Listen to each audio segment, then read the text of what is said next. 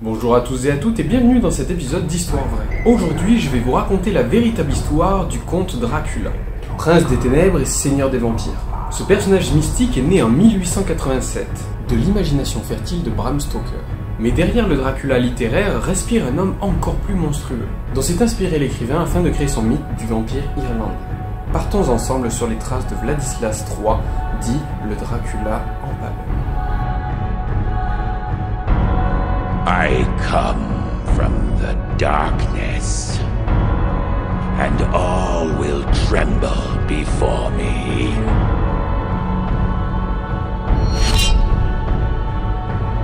You cannot defeat me.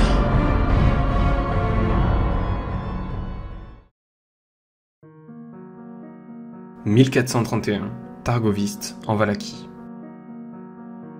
Zone appartenant à la Roumanie actuelle. Malgré les conditions terribles que vivait le peuple européen à cette époque, alternant entre peste noire, famine et guerre, la naissance de Vlad se fit dans de très bonnes conditions, car le jeune garçon appartenait à une bonne famille. Son père se prénommait Vlad II dit Dracul, traduit en ancien roumain par le dragon ou le diable. Vlad obtena le nom de Dracula, signifiant le fils de Dracul, un nom qui n'a rien de diabolique, mais qu'il doit tout simplement au fait d'avoir été décoré de l'ordre du dragon par l'empereur Sigismond de Hongrie. Vlad II est couronné roi de Valachie, un pays en dessous de la Transylvanie, qui résiste tant bien que mal aux assauts réguliers du puissant empire ottoman.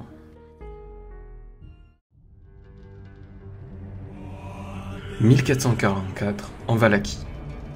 L'enfance et l'adolescence de Vladislav ne sont pas très réjouissantes. Son père signe un pacte d'allégeance auprès de Mehmed II, 7e sultan de l'Empire ottoman, dans l'optique de garder son trône et de s'assurer une protection. Ce contrat implique que le roi devait donner 2 de ses fils en tant qu'otages princiers. Vlad, alors âgé de 14 ans, partit avec son jeune frère Romus III, dit le Beau. Cette période de captivité chez les Turcs a ajouté un rôle important dans la montée de pouvoir de Vlad.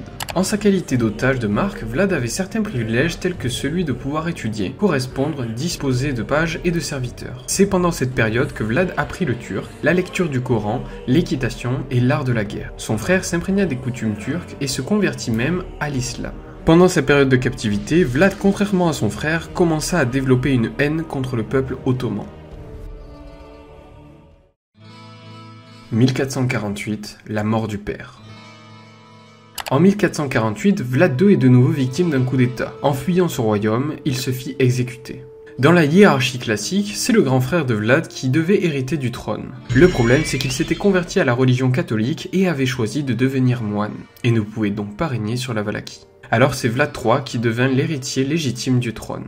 Il se libéra alors de sa qualité d'otage princier et repartit sur ses terres natales pour y devenir roi. En 1456, Vlad III signe un traité l'obligeant à verser un tribut au peuple ottoman afin d'éviter les attaques sur son pays. Mais dans l'ombre, il n'attendait qu'une chose, l'éradication du peuple ottoman. Car à cette époque, la Valachie, la Moldavie et la Transylvanie sont certes des pays indépendants, tous alliés, mais entourés par le peuple ottoman. Pour se libérer de la domination du peuple ottoman, Vlad s'est mis en tête de rallier une armée forte dans son pays. Pour ce faire, il exécuta toutes les familles de nobles qui ne lui prêtaient pas allégeance. Et pour bien faire comprendre à toutes les personnes qui auraient dans l'idée de le trahir ce qui leur arriverait, il empala sur des pics toute personne qui s'opposait à lui. C'est ainsi que son surnom changea de Vlad III dit Dracula à Vlad III dit Dracula l'empaleur. Une fois tous les traîtres du pays empalés, Vlad s'occupa de renforcer la muraille de son fief nommé Târgoviste et renforce l'armée avec de l'équipement comme des fusils. D'ailleurs, c'est la première armée d'Europe à utiliser ce genre d'armes. Tous ces hommes lui étaient d'une extrême fidélité, car dès que Vlad mettait quelqu'un à mort, son armée héritait de ses biens, qu'ils soient nobles ou paysans. En parallèle, il continuait dès qu'une personne lui faisait opposition à empaler, sans ne faire aucune distinction d'âge ni de sexe. Pendant tout le temps où Vlad reconstituait son armée afin d'avoir un pays fort, il continua à payer le tribut de l'Empire ottoman. Et c'est en 1459 que l'empaleur arrêta de payer cet impôt. Le sultan envoya directement une armée. En parallèle, Dracula partit reconquérir des villes de l'Empire turc sous les ordres du pape de l'époque, Pie II, afin de chasser tous les érudits non chrétiens de l'Europe. Toutes les personnes vivant dans ces villes furent prisonnières et amenées devant sa forteresse, à Târgoviste, pour y être empalées. La folie du roi de Valachie ne s'arrêta pas là et il ordonna à ses hommes d'exécuter les prisonniers de façon méthodique afin de créer une forêt d'empalés. Ce qui nous donne 23 884 personnes empalées, approximativement, trônant devant sa cité. En effet, malgré quelques victoires contre les petites armées ottomanes composées de 18 000 hommes, Vlad déchanta rapidement. Le sultan stoppa net tous les conflits qu'il menait, afin de rassembler toute son armée dans le but de tuer l'empaleur. Malgré sa détermination à ne pas perdre le pays, l'empaleur est obligé de s'incliner face à la supériorité ottomane. Mais le roi malin avait anticipé sa défaite. Il avait demandé à son peuple de brûler toutes ses récoltes, de tuer tous ses animaux, de boucher et d'empoisonner tous ses puits et de brûler toutes les forêts. Ensuite, il exigea de sa population qu'elle fuit dans les montagnes se mettre à l'abri. L'armée ottomane pénétra rapidement dans le pays. Mais les soldats étaient dévastés par ce qu'ils voyaient. Des terres brûlées, arides, sans nourriture et sans eau. La mort inspirait ces contrées. Sous les ordres du sultan, l'armée continua d'avancer dans le pays directement vers la cité du roi. Arrivant à la cité, complètement déprimée et épuisée par le voyage, l'armée fut choquée de voir que le fief du roi était vide. Les hommes, à bout de fatigue, contournèrent la cité fantôme et tombèrent nez à nez avec la forêt des empalés. Coup de théâtre, le sultan ordonna à ses hommes de repartir afin de regagner leur contrée. En partant, il prononça ces mots. « Nous ne pouvons pas vaincre un homme aussi cruel, avec un peuple aussi fidèle. Et puis, de toute manière, il n'y a plus rien à piller ici. »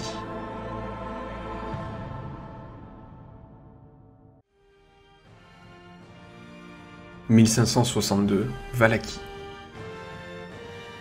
En 1562, Vlad est victime d'un coup d'état mené par son frère et une vaste alliance de nobles. Le régiment ennemi trouve que le régent est allé beaucoup trop loin. Vlad fuit en Transylvanie où il pense avoir un allié, Mathias Corvin, roi de la future Hongrie. Il se fit trahir et fut enfermé pendant 12 ans.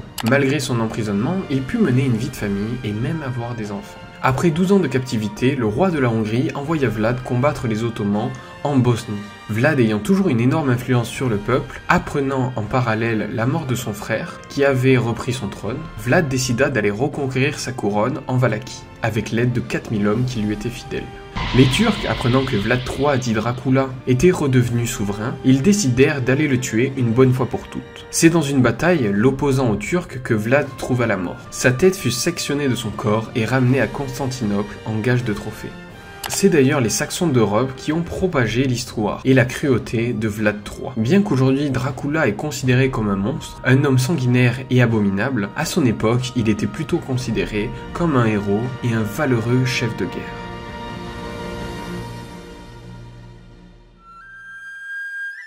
Alors dans tout ce que je vous ai raconté, les historiens ne s'accordent pas toujours sur les mêmes histoires. En tout cas, si la vidéo t'a plu, fais comme d'habitude, abonne-toi et lâche ton commentaire, je le lirai avec grand plaisir. Je finirai la vidéo sur cette phrase que Dracula aurait pu prononcer. Le plus difficile pour devenir quelqu'un est d'arrêter de faire comme tout le monde. C'était Val. Abonne-toi.